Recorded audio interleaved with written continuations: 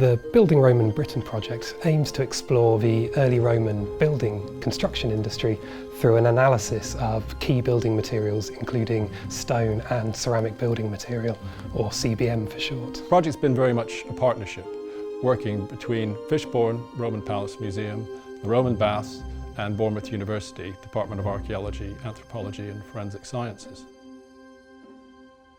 What we hope to learn from the project is where the stone used on the site comes from, where the ceramic building materials come from.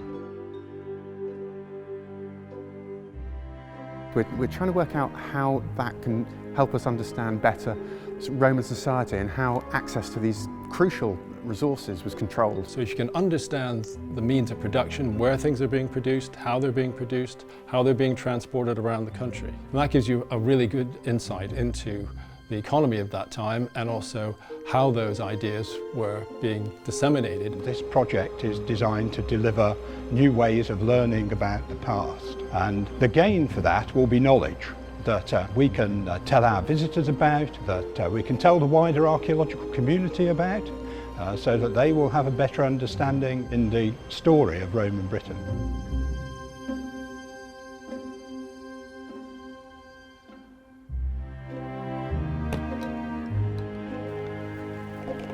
We've been analysing the material using a portable X-ray fluorescence analyzer, or PXRF for short, which essentially is a small instrument that's a miniaturised version of a much larger tool.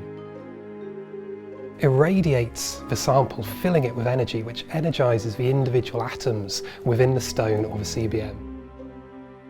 As those atoms de-energise, they give off a characteristic wavelength that tells us the elemental composition of that artefact, and we can use that composition to essentially fingerprint the stone and the CBM. And this is able to give us quite high resolution data that previously would have been incredibly expensive. Before, you may have had to have been a bit more invasive by, say, chipping a piece of stone off and taking it back to a lab. Now with this portable technology, you can do it in situ. Allowing us to analyse many samples across many sites gives a huge data set that we can analyse statistically to try to look at trends and patterns within the data, which we can then use to draw archaeological conclusions.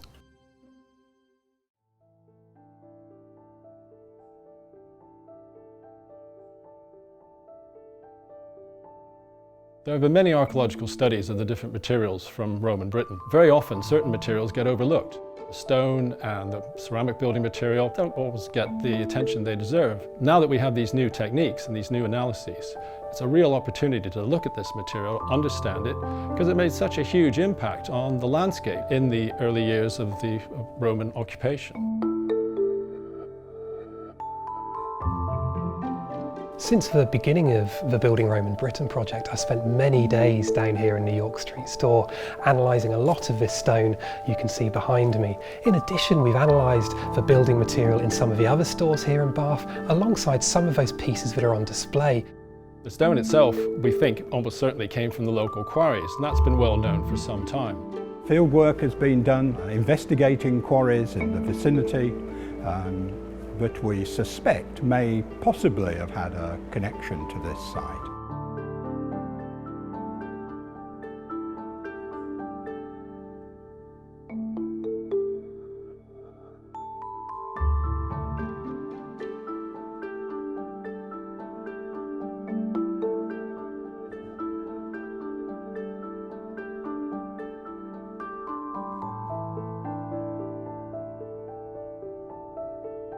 We're here at Brown's Folly, which is one of a number of potential quarrying sites that we've been exploring as part of the Building Roman Britain project. And there is an example here of a very nicely preserved Lewis hole, which look very similar to those that we see on the stones in Bath itself. This tells us that Brown's Folly could be the site that the Roman baths were procuring some of their stone.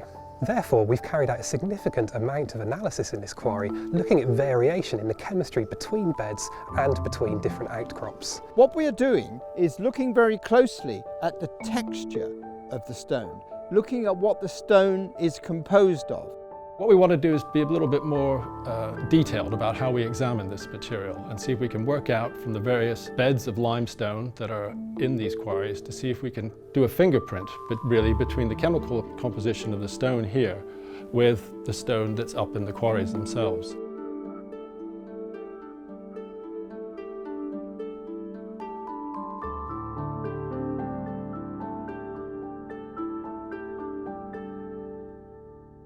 The Roman stone on the outside is quite polluted, is contaminated. We will be drilling small samples from the stones in the Roman bath area and analysing those for their chemistry. So we've got fresh surfaces from the quarries in the countryside and the stone in the Roman baths, and we can then compare. That will give us that direct link and for the first time be able to say scientifically that the stone has actually come from quarry X or quarry Y.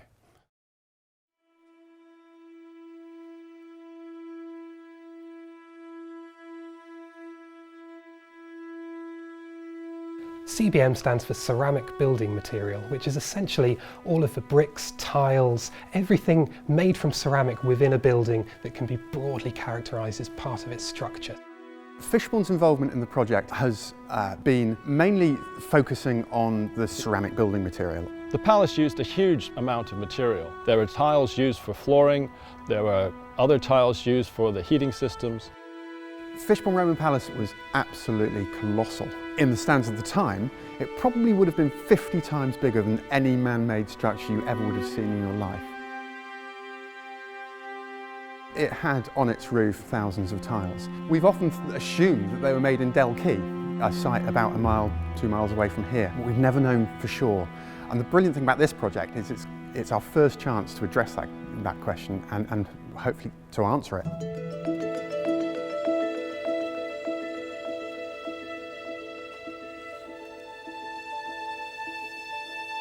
One of the advantages of working with the experts here at Fishbourne is they had already identified a potential CBM production site nearby at Dalkeith. This particular site right here around me that was excavated in 2007, what they found here was really quite interesting to us and to our project. It was a tile kiln 5 metres by 5 metres in size with a stokehole just to the south.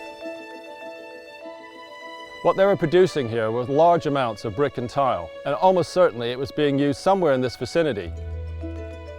There's significant evidence of clay actually weathering out of the banks down there today.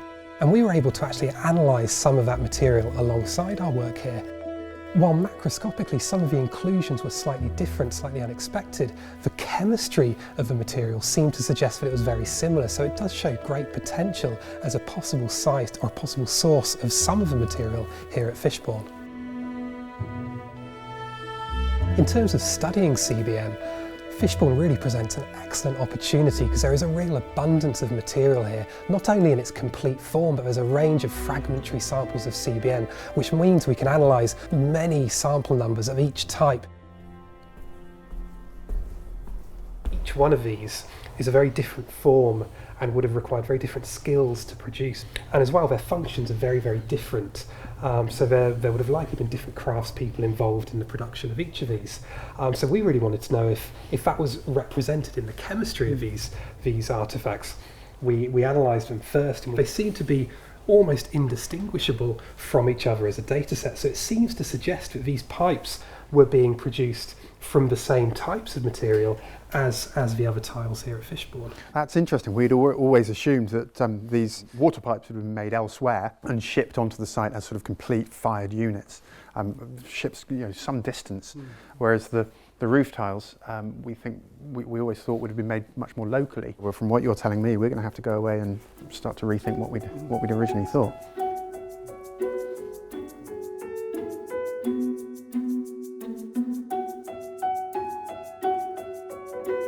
What the project's achieved so far is that it's allowed us to test the technique and see that it works. We actually are getting results back which show that this analysis will provide some very detailed data sets. It's showing already that there's variability between the results that we're getting from Fishbourne and from what we're getting from the Roman baths. It's pointed up that there can be issues with later modern contamination. When we come to take the project forward, we can adapt it slightly to take that into account.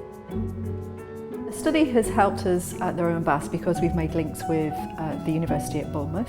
We've also made links with another Roman site, Fishbourne Roman Palace. Collaboration is always a good thing. It brings together resources, skills and knowledge into one place. The total is very much greater than the sum of the parts. The study has given us information that we can use in school sessions along the science, technology, engineering and maths agenda. We will be able to use the outputs of this study. It's given us really an opportunity to not only do good research and actually gather good data, but to present that data in a way that's accessible to the general public. We're developing a new investigation zone where young people can go and study the site in great detail. 2019, when that centre opens, this will be one of the resources that we can draw on. There are, of course, though, numerous questions left unanswered. This is very early days, so we need to collaborate to make this take off. What we can do is, with the analyses that we're getting, to run that by all sorts of experts who are here, geologists, statisticians, other fellow archaeologists, and have a discussion really about what our results might mean. What we want to do next is to carry out some more PXRF analysis. So what we need to do is broaden it out, to start looking at a range of other sites, still from early Roman Britain, but to try to see if there's some other differences here which maybe we're not getting just from these two sites. So there's real potential, I think, for taking this type of almost using archaeological questions to frame scientific analysis in a way that really gives us positive results, rather than looking for the science to simply tell us what happened, asking very interesting questions and using the science to facilitate those answers.